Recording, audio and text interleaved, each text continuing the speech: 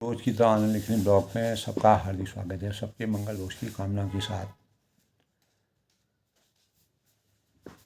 मानवीय जीवन में अगर हम सिद्ध पथ की गणना करते हैं, उसका वर्णन करते हैं, तो श्रीमद् भागवत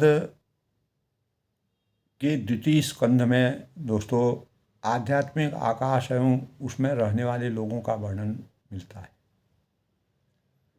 और इस प्रेरणा स्रोत के रूप में हमारे जीवन में आध्यात्मिक आकाश एवं उसमें रहने वाले लोगों का वर्णन भगवद गीता में के द्वितीय स्कंद में क्या वर्णन किया गया है, इस आकाश के स्वभाव तथा उसके स्वरूप का भी वर्णन हुआ है।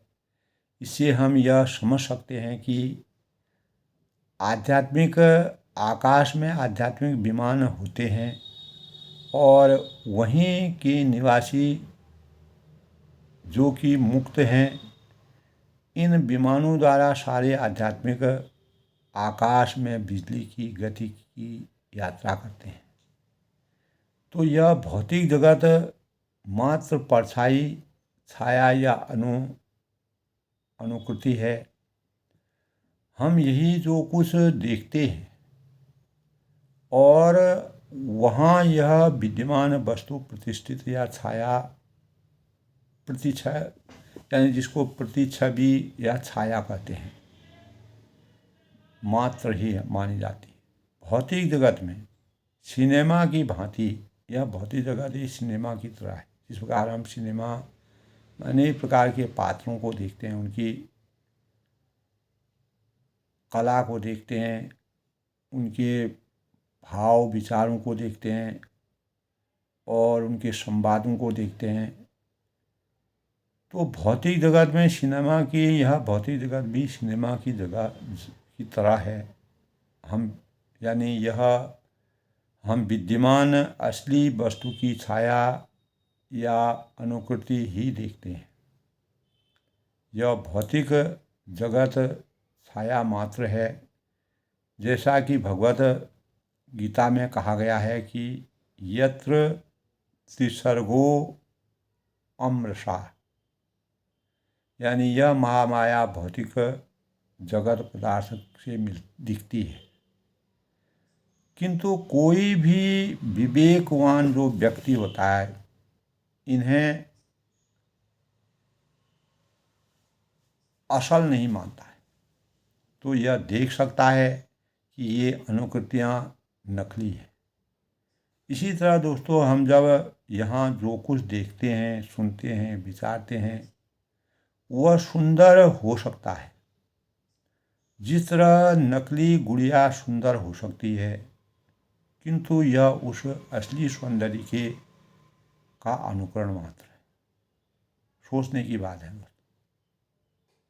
तो जो आध्यात्मिक जगत में प्राप्ति है, जिसको हम आध्यात्मिक जगत में प्राप्त कर सकते हैं, जैसा कि श्रीधर स्वामी जी ने, चैतन्य महाप्रभु ने कहा है। श्रीधर स्वामी जी यानी कृष्ण भावनामृत की विचारधारा के अनुसार कहते हैं कि यत सत्य तथा मिथ्या, यत सत्य तथा मिथ्या सर्वो ऐसी सत्यवत प्रतीयते, यानी आध्यात्मिक जगत सत्य है और यह मिथ्या जगत सत्य वैसा प्रतीत होता है। दोस्तों हमें समझना चाहिए, विचार करना चाहिए, मंथन करना चाहिए कि असलियत जो सत्यता है कभी नष्ट नहीं होती। असतो मां सद्गमयो तमसो मां ज्योतिर्गमयो, सत्य की हमेशा विजय होती है। सत्यमेव जयते, इसलिए कहा गया। तो सारतः यानी असलियत का अर्थ है कि शाश्वतता, जो हमेशा यूनिवर्सल रहता है, जो सत्य है, जो कभी बदल नहीं सकता है, जो हमेशा चिरंतन है, शाश्वत है, अतः भौतिक आनंद क्षणिक होने के कारण वास्तविक नहीं। असली आनंद कृष्ण में रहता है। भगवान कृष्ण भावनामृत में यही कहा गया है, अगर जीवन के सभी आनंदों, जहाँ जहाँ भी हमको आनंद की अनुभूति होती है, तो सबसे अच्छी अनुभूति हमको कृष्णमय जीवन में आनंद की अनुभूति होती है। ऐसा हमारे आध्यात्मिक सोच वाले लोगों का कहना है, मंतव्य है।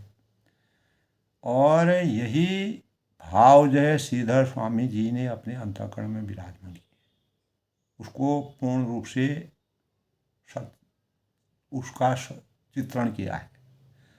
तो फलस्वरूप दोस्तों, जो लोग वास्तव में आध्यात्मिक जगत में, जो लोग चाहते हैं कि छाया आनंद में शरीक नहीं होते, तो इस तरह जब भौतिक जगत में प्रत्येक वस्तु का विनाश हो जाता है, तो वह आध्यात्मिक प्रकृति शाश्वत बनी रहती है।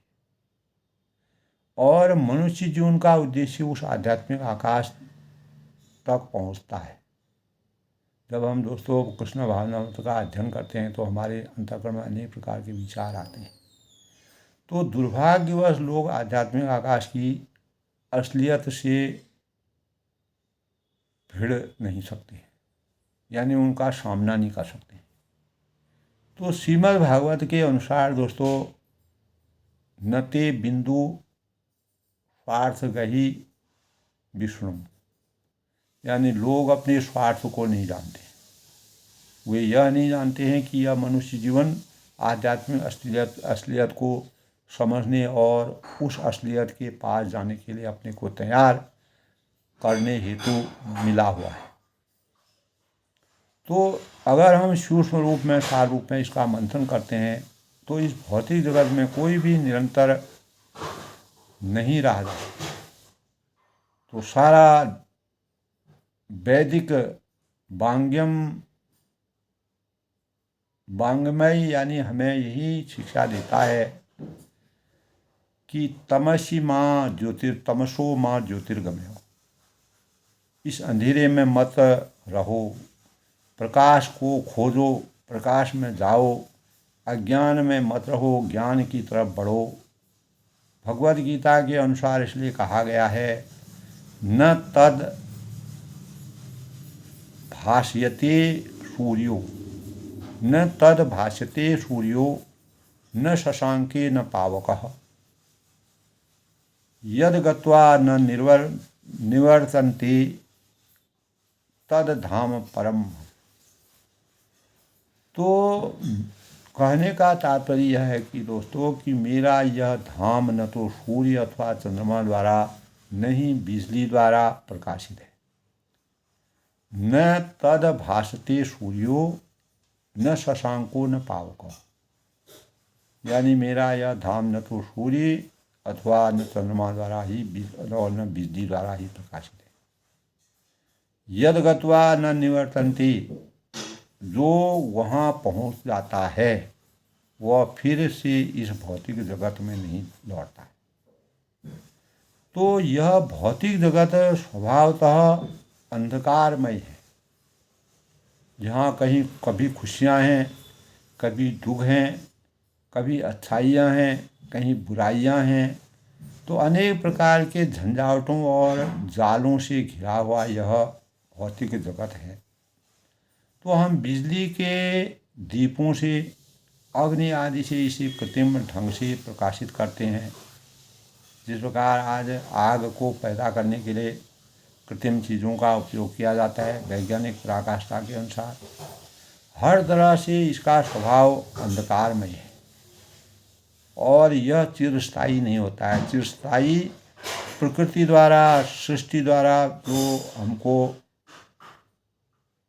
प्रदत्त की गई हैं, उन्हीं का साकार स्वरूप हमारे जीवन के लिए हमेशा ज्ञान के सूचक के रूप में और पूर्ण रूप से समर्थवान है।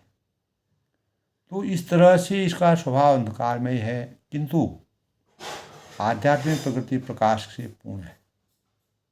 अगर हम आध्यात्मिक प्रकृति का सार रूप से मंथन करते हैं, तो यह प्रकाश है, ज्ञानार्थ है, ज्ञानमयी है। और यशोमयी, रसोमयी, ज्ञानमयी जब सूर्य रहता है तो अंधेरा नहीं होता है। इसी तरह से आध्यात्मिक आकाश का प्रत्येक लोग स्वतः प्रकाशित रहता है, अपने आप उसमें प्रकाश दिव्यमान रहता है, विद्यमान रहता है। अतः न तो वहाँ अंधेरा है, न सूर्य, न चंद्रमा, न बिजली की आवश्यकता है। सर्वगुण संपन्न है। सूर्यों का अर्थ है सूर्य, और शशांकों का अर्थ है चंद्रमा। तो पावक का अर्थ है अग्नि अथवा बिजली।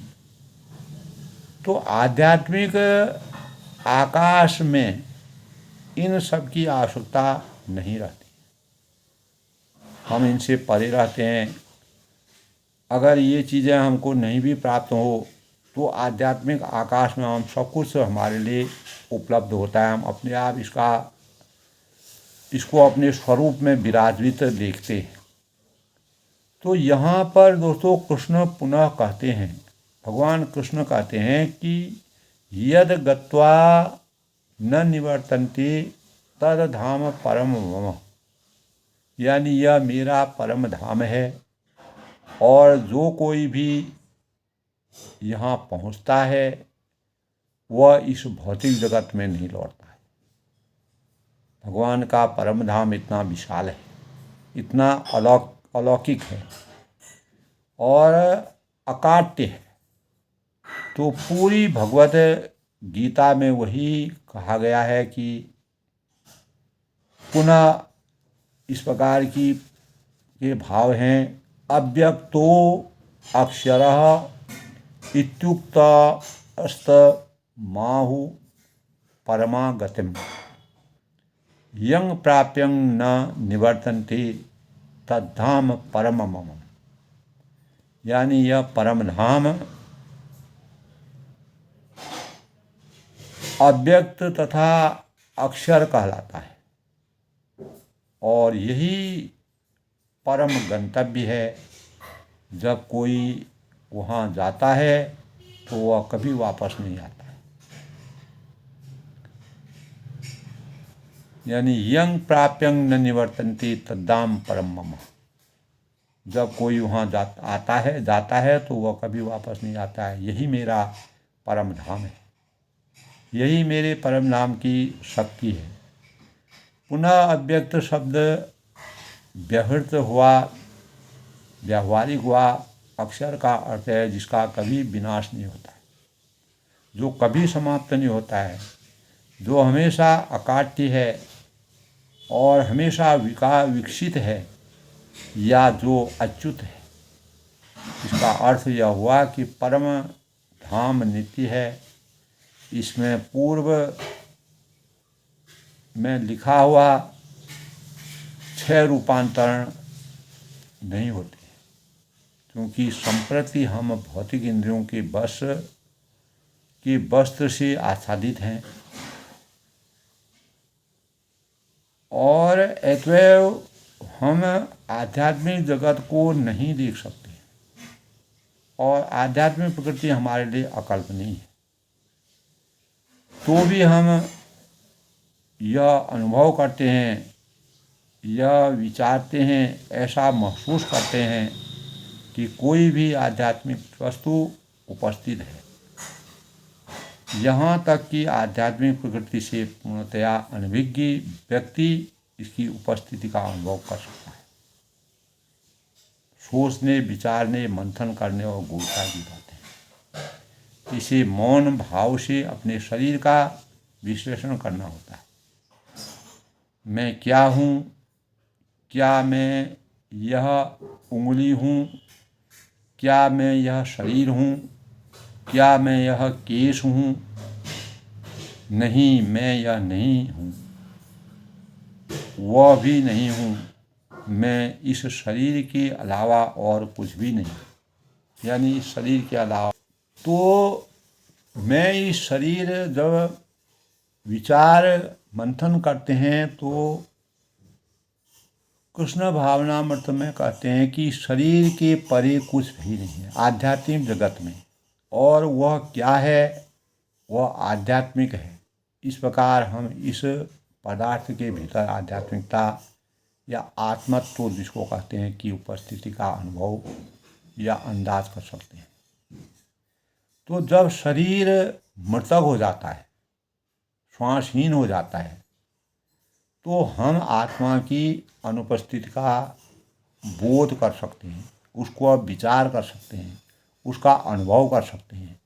यदि हम किसी को मरते देखें तो हमें बोध होगा कि शरीर को कोई वस्तु छोड़ रही है, यानी हमारा अलगाव हो रहा है, हम एक दूसरे से दूर हो रहे हैं।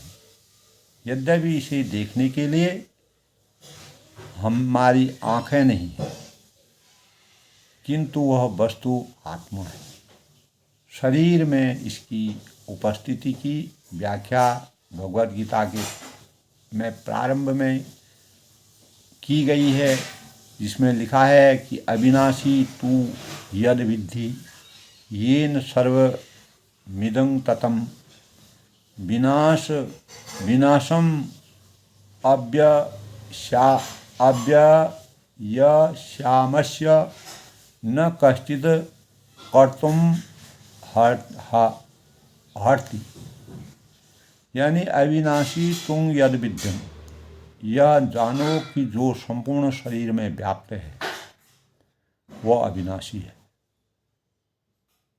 अमर्त्य आत्मा को, आत्मा कभी मरती नहीं है, आत्मा कभी विनिष्ट नहीं होती है, आत्मा का कभी खंडन नहीं होता है, यह अजर अमर है।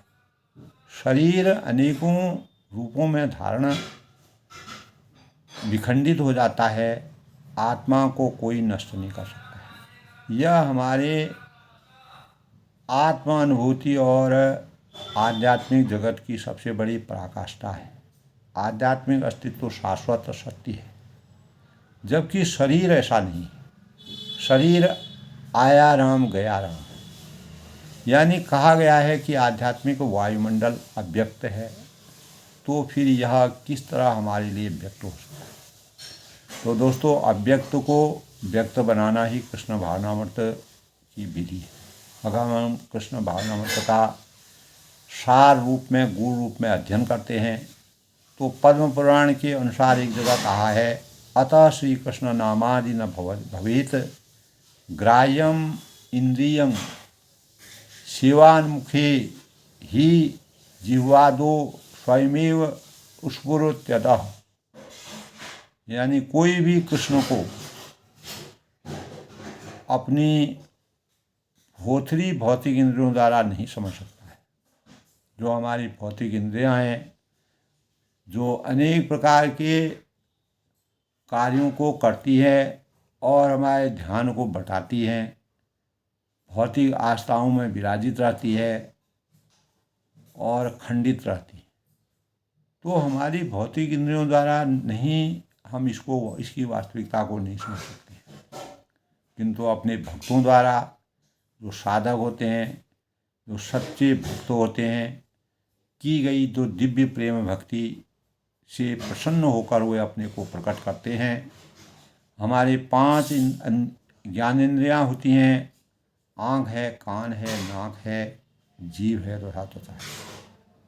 तथा 5 कर्मेंद्रियाँ भी होती हैं, वाणी है और हाथ हैं, पाँव हैं और उपस्थ तथा पार्श्व। तो ये 10 इंद्रियां जो होती हैं मन के अधीन है। मन हमारा जो इनको आज्ञा देगा उसी के अनुसार इनकी कार्य प्रणाली होती है।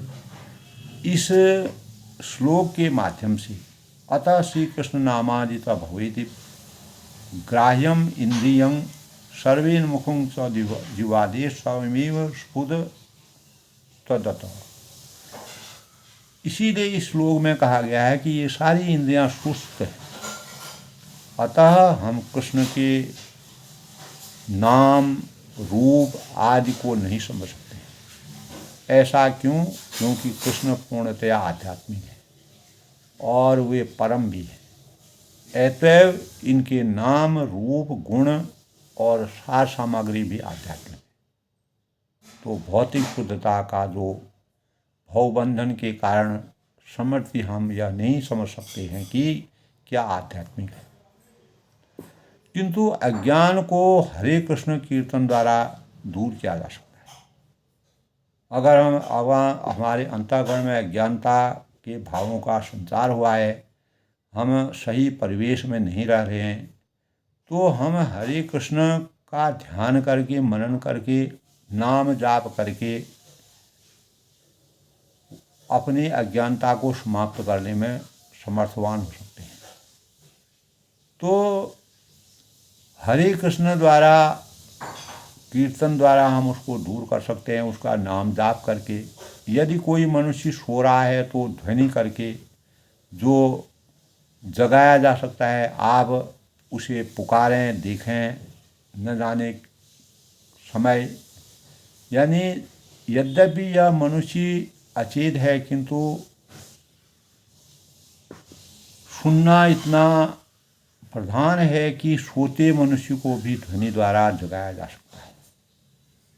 तो इसी तरह दोस्तों, इस भौतिक यानी बद्धता से, जो भौतिक बंधनों में बंधा हुआ है, पराजित होकर हमारी आध्यात्मिक चेतना संप्रति सोई हुई है, किंतु वह हरे कृष्ण कीर्तन, हरे कृष्ण कृष्ण कृष्ण हरे हरे, हरे राम राम हरे हरे की दिव्य ध्वनि से पुनर्जीवित की जा सकती है।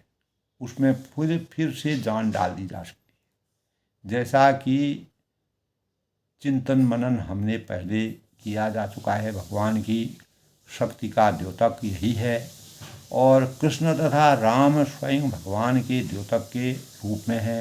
अतएव हम हरे कृष्ण कीर्तन कहते हैं, करते हैं, सुनते हैं, जानते हैं, मंडली में भजन कीर्तन करते हैं, नाम जाप करते हैं, तो हम यह प्रार्थना करते हैं, यह वंदना करते हैं कि हे प्रभु की शक्ति, हे दिव्य शक्ति, मुझे स्वीकार करें, मुझे अपने सानिध्य में स्थान दें, हमारे पास मुझे स्वीकार कर, अपने पास हमें स्वीकार करें।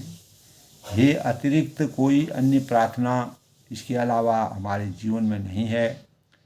श्री चैतन्य महाप्रभु ने हमें यह शिक्षा दी है, यह ज्ञान दिया है, हमारे स्वरूप को इस प्रकार से जागृत किया है कि हे प्रभु हमें स्वीकार करें। स्वयं चैतन्य महाप्रभु ने प्रार्थना की है। तो उन्होंने प्रार्थना की है कि आई नंद तनुज किंकरं पतितं मांग विस्मी भवाम्बुधो कृपया तव पाद पंकजं स्थित धूलि सदृशं विचिन्त्य। हे नंद के पुत्र कृष्ण, मैं इस अविद्या द्वारा अंधकार के सागर में गिर गया हूँ। कृपया मुझे निकाल कर अपने चरण कमलों पर धूल के रूप में स्थान दें। यदि कोई मनुष्य समुद्र में गिर गया हो तो उसके बचने की एकमात्र आशा यही है कि कोई आकर उसे निकाल दे। तुरंत राहत दिलाने के लिए उसे पानी से 1 इंच ऊपर उठाना होगा। इसी तरह जो ही हम कृष्ण भावनामृत अंगीकार करते हैं, स्वीकार करते हैं, उसको ग्रहण करते हैं, तो हमें ऊपर उठा लिया जाता है। हम अज्ञान के अंधकार से ज्ञान के प्रकाश की ओर बढ़ते हैं और हम तुरंत राहत का अनुभव करते हैं। हमको राहत की सांस मिलती है। हम इसमें संदेह, किसी प्रकार का भी संदेह किसी भी मनुष्य मात्र को नहीं होना चाहिए। यानी यह सब दिव्य होता है। भगवद गीता का यही प्रवचन स्वयं भगवान द्वारा हो रहा है। अतएव हमें उनकी वाणी में संदेह नहीं करना चाहिए। समस्या इतनी ही है कि वह हमसे जो कुछ कह रहे हैं उनको उसका अनुभव किया जाए और समझा जाए। इस समझ को धीरे धीरे विकसित करना, अपने जीवन में चरितार्थ करना, यह ज्ञान हो कृष्ण कीर्तन द्वारा प्रकट किया जा सकता है। इस सरल विधि से हम आध्यात्मिक जगत, आत्मा, भौतिक जगत, ईश्वर, अपने बंधन से स्वभाव और भवबंधन से मोक्षी आदि के बारे में समझ सकते हैं, जान सकते हैं, विचार कर सकते हैं। इसे चेतन दर्पणम अर्जुनम कहते हैं। चेतनम दर्पणम अर्जुनम यह अशुद्ध मन रूपी गंदले मन को साफ करना है। चाहे जैसी भी अवस्था हो, जैसी भी स्थिति हो, जिस प्रकार का परिवेश हो, हमें कृष्ण के वचन पर श्रद्धा होनी चाहिए। सब हम पान अमेरिकन या एयर इंडिया का टिकट खरीदते हैं तो हमें विश्वास होता है, विश्वास रहता है कि यह कंपनी हमें हमारे गंतव्य तक ले जाएगी। श्रद्धा का विश्वास इसलिए उत्पन्न होता है क्योंकि कंपनी प्रमाणिक है, उसका मूल आधार है, उसका एक स्वरूप है। इसमें अंधविश्वास नहीं होता है। अतः जो मान्य है उसे ही स्वीकार करना चाहिए। तो आध्यात्मिक जगत में भगवान श्री कृष्ण स्वयं कहते हैं कि परम धाम है। अतः अब भगवान श्री कृष्ण कहते हैं कि परम धाम है, हम वहाँ जा सकते हैं। तो हमें विश्वास होना चाहिए कि ऐसे धाम का अस्तित्व है। अनेक दार्शनिक सोचते हैं कि आध्यात्मिक जो धाम है वह निर्विशेष या शून्य है। तो सामान्यतया शंकर तथा बुद्ध के अनुयायी शून्य या रिक्तता की बात कहते हैं, किंतु भगवद गीता हमें इस तरह से निराश नहीं बनाती। तो शून्यवाद के दर्शन ने केवल नास्तिकता को जन्म दिया है, क्योंकि जीव का स्वभाव भोग की वांछा करना,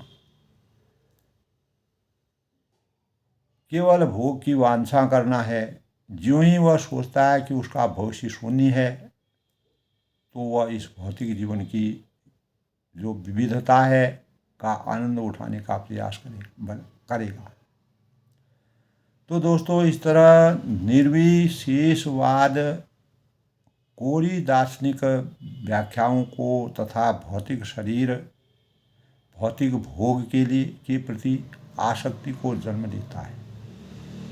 और हम चिंतन करके, मनन करके, अध्ययन करके आनंद पा सकते हैं, भगवान का स्मरण करके आनंद की अनुभूति कर सकते हैं, किंतु ऐसे चिंतन से असली आध्यात्मिक तत्व नहीं मिल सकता है।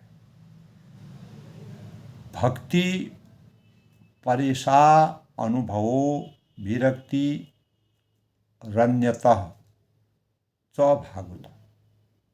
एक बार भक्ति उत्पन्न कर लेने पर हम सभी प्रकार के भौतिक जो हमारे भोगों से तुरंत विरक्त हो जाएंगे। जब भूखा आदमी खाने लगता है दोस्तों, तो उसे तुरंत तुष्टि का अनुभव होता है। वह बोल उठता है कि बस अब कुछ भी नहीं चाहिए, मेरी तृप्ति हो गई है और मैं तुम हो गया, तृप्त हो गया। और वह तृप्ति कृष्ण भावित व्यक्ति की विशेषता है। तो इसीलिए दोस्तों, ब्रह्मभूतो प्रसन्न आत्मा न शोचति न काश्यति समः सर्वेषु भूतेषु मद भक्ति लभते परम। जो इस तरह दिव्य पद प्राप्त कर लेता है उसे तुरंत ही परम ब्रह्म का साक्षात्कार होता है। न तो वह पश्चाताप करता है, न ही किसी वस्तु की इच्छा करता है।